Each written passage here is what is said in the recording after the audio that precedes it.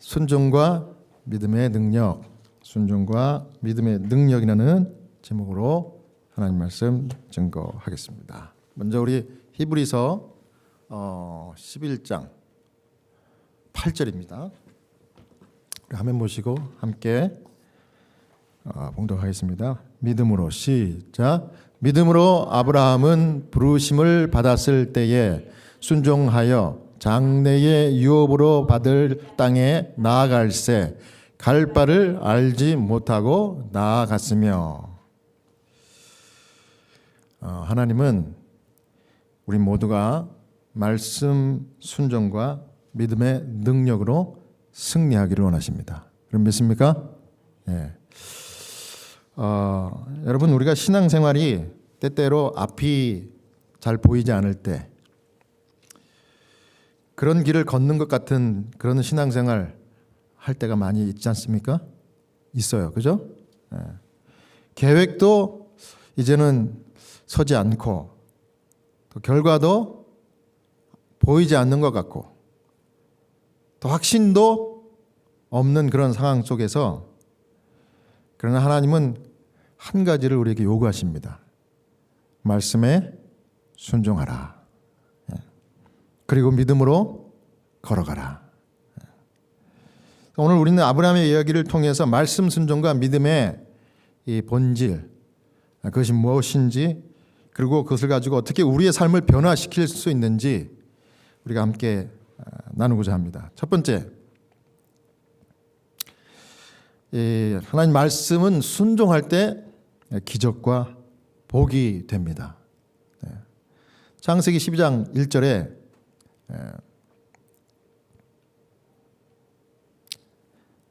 1절부터 3절입니다. 제가 읽겠습니다. 여호와께서 아브라함에게 이르시되 너는 너의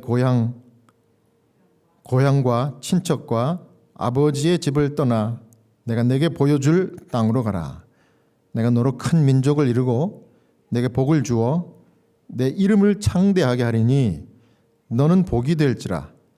너를 축복하는 자에게는 내가 복을 내리고 너를 저주하는 자에게는 내가 저주하리니 땅의 모든 족속이 너로 말미암아 복을 얻을 것이라 하신지라. 아멘.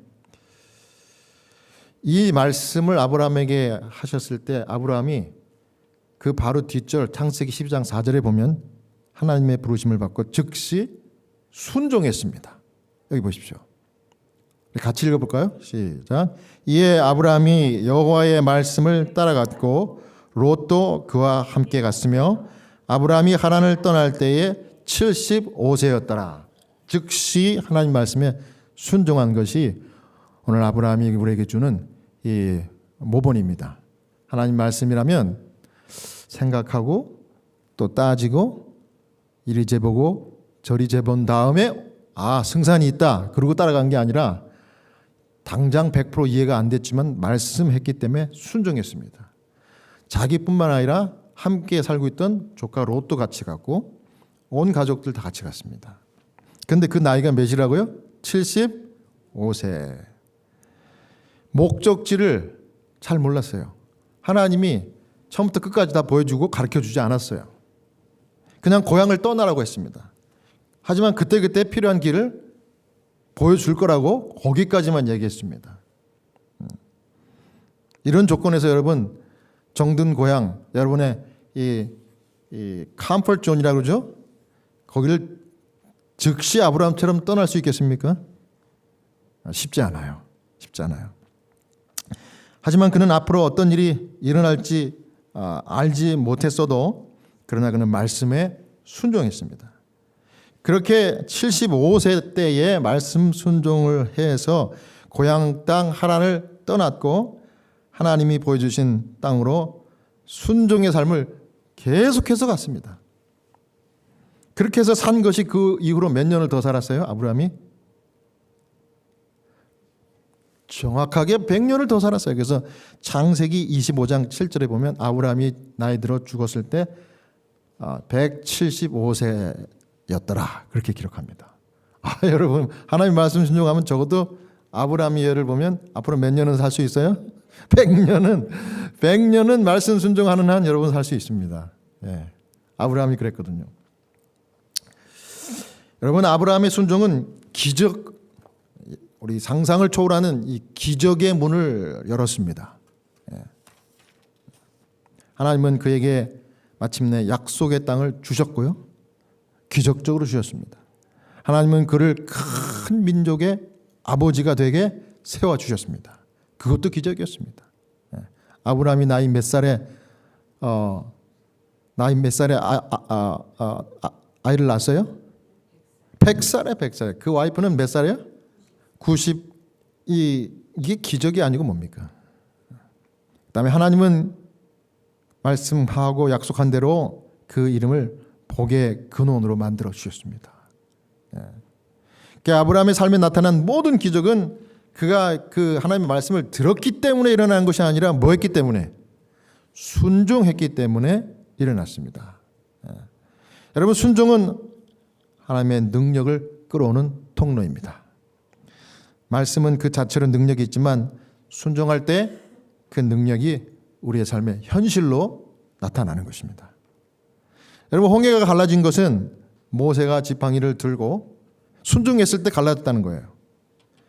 여리고 성이 무너진 것은 말씀대로 하루 한 바퀴씩, 마지막 날 일곱째 날에는 7바퀴 돈 다음에 성이 무너졌어요. 순종의 결과죠.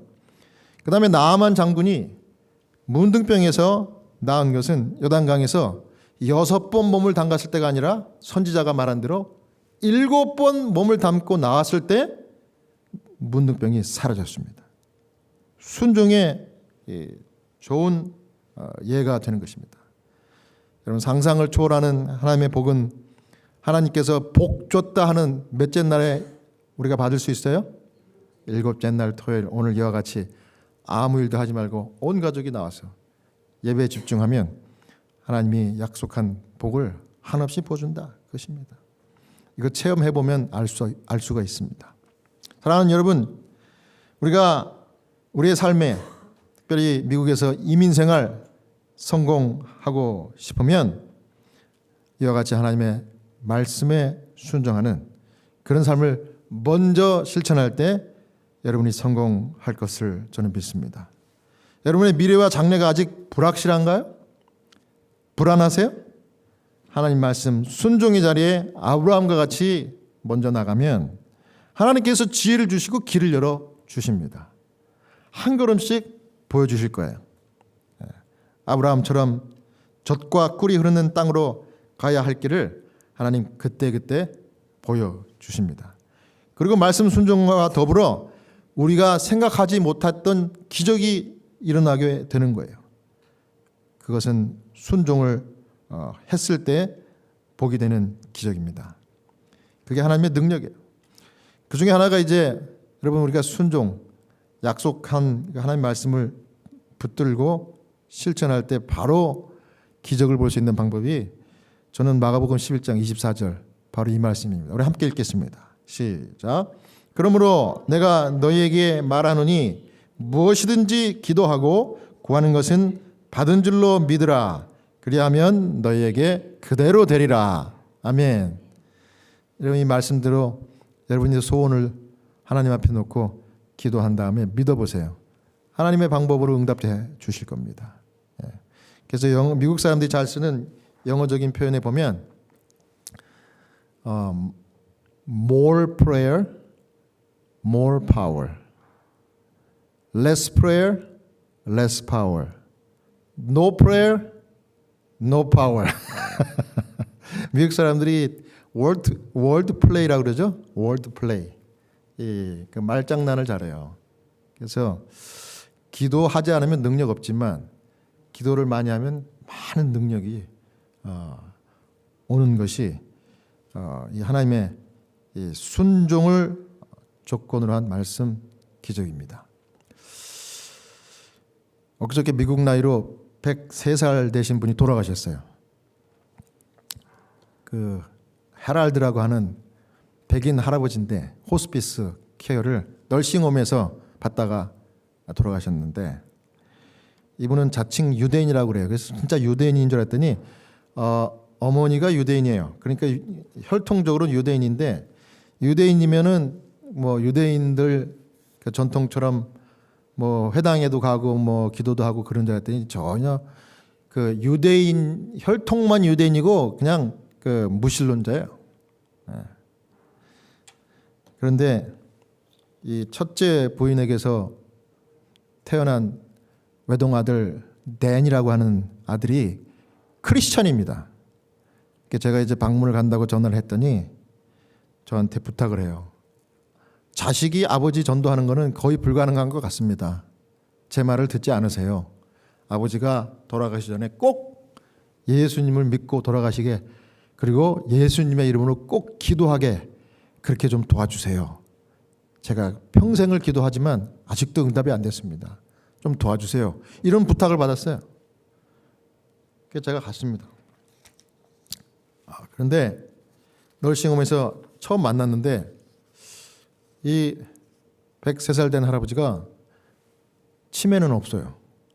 단지 몸이 잘 손이 떨리고 이 정도인데 식당에서 이 다른 환자들이 먹는 그 식사하고 틀리게 특별 메뉴를 식사를 하고 계시더라고요. 보니까 이 연어 있죠, 연어, 훈제 연어. 그 훈제 연어를 도시락으로 이만큼을 썰어가지고 아버지가 좋아하는 최고의 메뉴라고 보내준 거를 먹고 있어요. 그래서 손으로 이렇게 집어 먹더라고요, 이렇게. 그래서 집어 먹는 게 이렇게 손이 이렇게 떨리면서 이렇게 입에다 넣는데 입에다 넣다가 코도 이렇게 건드리고 막 이렇게 해서 먹어요. 근데 원탁에서 앉았기 때문에 거기서 이 환자가 제일 나이가 많아요. 그리고 다 자기보다 어린 환자들이잖아요. 다 알아요, 서로. 근데 제가 이제 저 소개를 하고 제가 채플린인데 처음 방문 왔습니다. 안녕하세요. 근데 이 먹는 걸 보니까 너무 이게 힘들어하는 것 같아서 제가 좀 먹는 걸 좀 식사하는 걸 좀 도와드릴까요? 그랬더니 내 식사하는 거 방해하지 마. 그러는 영어적인 표현으로 뭐냐면 Don't bother my lunch. 그 말을 하니까 옆에 사람들이 듣고서 다 깔깔깔 웃는 거예요. 이 할아버지가 호탕한 성격을 갖고 있어요. 이 할아버지가 평생 파일럿으로 지냈대요. 그 유명한 에어라인의 조종사로 은퇴한 거예요. 키도 크고 인물도 좋아요. 그래가지고 제가 그 말을 딱 듣는 순간 다른 사람들은 막 웃었지만 저는 난처했어요. 처음 봤는데. 그래서 야, 참 범상치 않은 분이구나. 옆에서 어떤 간호하는 분이 그래요. He is quite a character. 이게 무슨 말인가 하면 개성 넘치는 그 성격의 사람입니다. 이렇게 딱 힌트를 주더라고요. He is quite a character. 그래요. 그래서 그날은 실패하고 돌아왔습니다. 아들한테 실패했어요. 그러니까 아버지가 원래 그래요. 좀 시간이 걸릴 줄 저도 알았어요. 그 다음 두 번째 방문을 갔습니다. 갔더니 전화를 아주 살갑게 하고 있어요. 그 셀폰에 이렇게 뜬 콜 아이디를 보니까 둘째 부인의 이름이 딱 뜨는 거예요. 저도 알죠. 그 둘째 부인하고 아주 정답게 너무 아주 그냥 나이스하게. 그 제가 이제 전화를 끊은 다음에 부인하고 통화하셨죠? 그랬더니 상관하지 마. 그러는 영어적인 표현은 또 None of your business. 그러니까 그 얘기를 듣고 있던 옆에 간호사들이 또 깔깔대고 그러면서 He's a quite a character. 또 그러는 거야. 그날도 또 실패했어요. 세 번째 갔습니다. 세 번째 갔는데 그때는 첫째 분에게서 난 아들 얘기를 제가 꺼냈어요. 그 아들의 이름이 댄인데 댄이 당신을 꼭 만나서 기도를 좀 해달라고 부탁을 받았습니다. 그랬더니 오케이 그러는 거예요. 그동안은 두 번째는 제가 태자를 맞았잖아요. 세 번째는 그날 기분이 좋았던가 봐. 오케이 이러는 거예요. 그래서 이 순간을 놓치면 안 되겠더라고요. 정말 기도가 필요하세요? 이렇게 물었어요. 제가 왜 그런 말을 했냐. 이 무신론자거든요. 그리고 유대인들은 예수님의 이름으로 기도합니다 하면 펄쩍펄쩍 뛰거든요. 예수를 안 믿기 때문에. 근데 제가 기도가 정말 필요하세요? 아드님이 저를 기도하라고 보내긴 했는데 기도가 정말 필요하세요? 이렇게 물었어요. 그랬더니 뭐라고 그런지 아세요? More than you. 그렇게 해요. I need prayer more than you. 그렇게. 당신보다 내가 기도가 더 많이 필요해. 그때 자기도 모르게 그 말을 한 거예요. 오케이.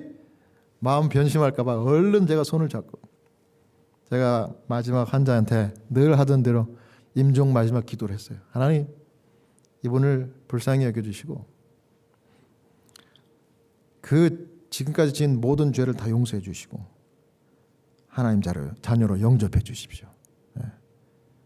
그리고 사는 날 동안 아프지 않게 해주십시오. 그 다음에 맨 마지막에 중요한 거, 제가 이 말을 할까 말까. 보통 유대인들한테는 In the Lord's name, In God's name 뭐 이런 식으로 아멘 하고 끝나는데 In Jesus' name 이거 하면 이거 바로 화를 내거든요. 근데 제가 그렇게 기도할까 아니면 예수님의 이름으로 기도할까 순간 망설이다가 그냥 바로 욕먹고 이제 쫓겨나면 이제 다음엔 보지 말지 뭐 이러고서 예수님의 이름으로 기도합니다. 딱 그랬어요. 그랬더니 이 사람이 아멘 그러는 거야. 제가 깜짝 놀랐어요. 그 순간 이 사람의 마음과 정신을 하나님께서 이렇게 탁 성령께서 탁 움직였던 것 같아요. 그러더니 나보고 Thank you, come again 그러는 거예요. 이 얘기를 방문 끝나자마자 아들한테 전화를 했더니 아들이 펑펑 우는 거야. 정말 인 지저스 네임으로 기도했냐고 그래요. 그랬다고. 와, 자기 평생의 기도가 응답받았대요. 너무 좋대. 자기가 예수 예자만 꺼내도 그냥 막 펄쩍펄쩍 뛰고 그런 얘기 하려면 오지도 말라고 막 소리 꽥꽥 지르고 그랬던 아버지가 어떻게 그랬는지 지금 기억이 안 나. 정말 상상이 안 된대. 저도 상상이 안 갑니다. 어떻게 그런 일이. 그 이후로 2번 더 예수님의 이름으로 기도를 받았어요. 지난주에 마지막 갔는데 제가 처음으로 그 클라우디아라고 하는 둘째 부인하고 만났어요. 가니까 바깥에서 날씨가 좋으니까 휠체어 타고 나가서 바깥에 패티오 거기서 햇볕을 쬐고 있더라고. 그러면서 아주 살갑고 다정하게 이야기를 해요. 그래서 제가 가서 인사하고 고맙다고 감사하다고 그랬더니 좋다고 그러는데 그 이후로 5일 있다가 돌아가셨어요. 갑자기 심장이 멎은 것 같아요. 하나님께서 2번 태자를 맞고 3번째 갔을 때부터 기도를 받고 3번 기도하게 했잖아요. 저는 하나님이 섭리가 있었고 이분을 구원하기 위해서 생명을 붙들어 주셨다고 저는 그렇게 믿어요. 그래서 예수 이름으로 기도하고 아멘하고 주님의 자녀로 영접된 그런 순간을 체험했습니다. 저는 확신합니다. 제가 하늘 가면 생명나무 그 밑에서 이 헤럴드라고 그러는데 별명은 헐입니다. 헐. 이 헐 만날 거예요. 만나면 얼마나 반갑겠습니까? 여러분, 아들과 저의 기도 응답으로 130년 무신론자 아버지이자 저에게는 호스피스 환자가 구원받았고 주 안에서 편안하게 잠들었습니다. 하나님의 말씀은 순종할 때, 믿고 순종할 때 기적을 경험하게 하는 것입니다. 그 다음 2번째는요. 하나님의 말씀을 순종하면 기적이 일어나기 때문에 그 기적을 보고 믿어집니다.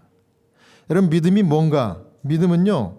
순종하고 난 다음에 믿어지는 게 믿음이지 계산하고 믿어지겠다, 믿어야지 할 때 믿음을 결심하는 게 절대 아닙니다.